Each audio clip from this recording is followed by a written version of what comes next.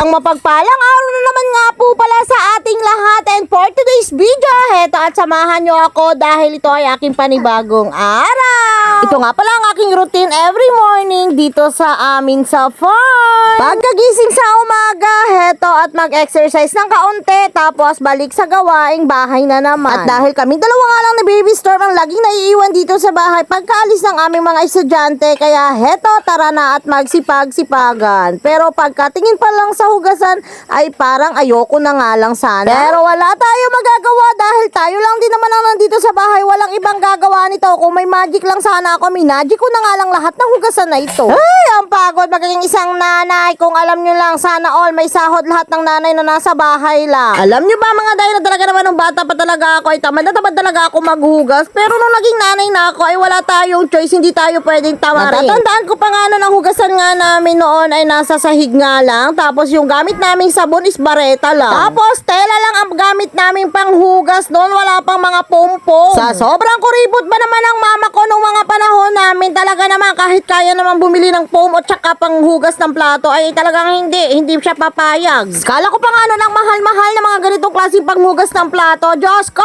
kasi mura lang din nga pala ito ng sabong panlaba. Pero kahit ganun nga yung aming panghugas, never yung nag-amoy sabon dahil pag amoy sabon yung pagkakahugas mo ay talaga naman papaulitin ka ng mama mo. Kahit nga yung hugasan namin noon nasa sahig, napapaisip na lang talaga ako ngayon na kaya naman palang gumawa na may patungan na hugasan. Bakit pinagtsatsaga kami noong panahon sa sahig kami maghugas? Partida, sa labas pa nga ng bahay ang aming hugasan, kaya naman talagang umaga na kami lagi nakakapaghugas ng aming pinagkainan sa gabi. O diba sa panahon talaga ngayon, ang gaganda na ng kanilang mga hugasan. May palababo na, mayroon ng mga panghugas ng plato, may mga panghugas, may mga foam na ginagamit sa paghuhugas, kompleto na, pero tinatamad pa rin silang maghugas. Pero ang sisipag naman nilang kumain, hay nako na lang talaga. Alam ko, relate na relate dyan yung ibang nanay na katulad ko na talaga naman ang sarap ko to sa nung mga anak na sobrang tamad maghugas. Talaga namang may kukumpara mo yung panahon noon sa panahon ngayon, Diyos ko day. Kaya naman ikaw, ano ang kwentong hugas serye mo nung panahong bata ka pa? Tapos ano nga ang kwento mo ngayon nga matanda ka na? O diba, ang dami ko nang nasabi. Patapos na rin nga pala ako sa paghuhugas dito, kaya itong dede naman ngayon ni Baby Storm ang hinuhugasan ko. Kaya naman pag ako talaga naghuhugas, talagang damay-damay na yan lahat para naman talagang wala na akong babalikan pa. Pero yung mga anak natin pag naghuhugas, talaga naman pinipili lang yung plato, baso, kutsara, pati yung mga kawali ay iniiwan na talaga yan. Na para bang hindi hugasan yung ginamit nating kaldero at kawali. Huy! Kaninong mga anak kaya yon? Kaway-kaway. Syempre pagkatapos naman nating maghugas, eto naman nga ang ating babakbakan. Itong mga kalat dito, talaga namang hindi na mapigilan ang pagkakalat. Parang araw-araw na lang talaga. Napapasabi na lang nga talaga ako sa sarili ko na huwag ka magreklamo. Ginusto mo yan, mag-anak ka ba naman ng bagyo?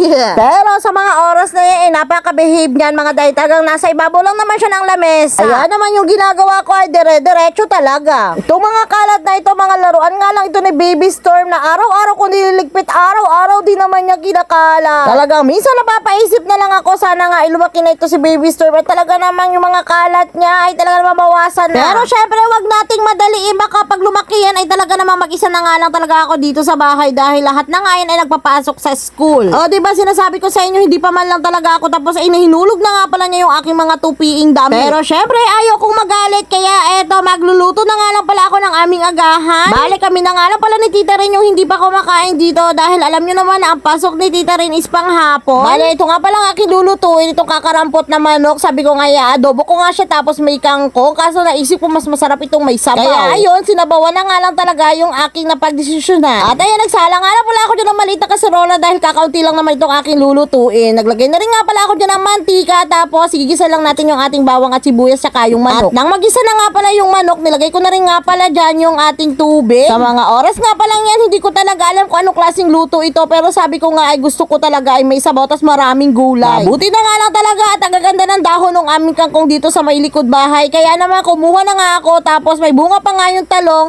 tapos meron pa ding bunga yung aming okra, kaya ayan, naparami tuloy yung gulay, ay napakasarap. Sakto, at meron pa nga ako ditong nahanap na sinigang mix na tira-tira, kaya naman nilagay ko na rin nga yan para medyo may lasa-lasa naman dahil wala pa nga akong nilalagay na sangkap dyan kundi asin at paminta lang. Ay nailagay ko na rin nga pala dyan yung ating talong at saka yung okra. Bali, huhuli ko na nga palang ilagay yung ating kangkong, dahon ng kangkong. At pinakuha ko na nga pala kay Kuya Mon yung itlog dahil narinig ko nga pumutak na yung manok. Sabi ko ng itlog na. Pero ayan, nabasag pa nga. Ay kaya nilagay ko na rin nga pala yan dyan dahil sayang naman. O diba, hindi mo na talaga maintindihan itong mga pinaglalagay ko dito. Bahala na talaga ang kalalabasan ng lasa nito. At napakarami rin nga pala yung nakuha kong dahon ng kangkong. O diba, tignan nyo naman talagang punong-puno. Pero mamaya bababa din yan gawa na pag naluto na nga yung ating dahon ng kangkong. O diba, itsura pa nga lang talaga yan ay napakasarap na sobrang daming dahon ba naman ang nailagay ko dyan. Ay, talagang mapaparami na naman ang kain ko nito tapos hihigo pa ng masarap na sabaw. Perfect! Pero syempre, titikman ko na muna nga yan kung talaga bang masarap na ang aking mga pacham na luto. At perfect, hindi nga talaga ako nagkamali. Masarap siya mga dyan. Malamang luto ko to.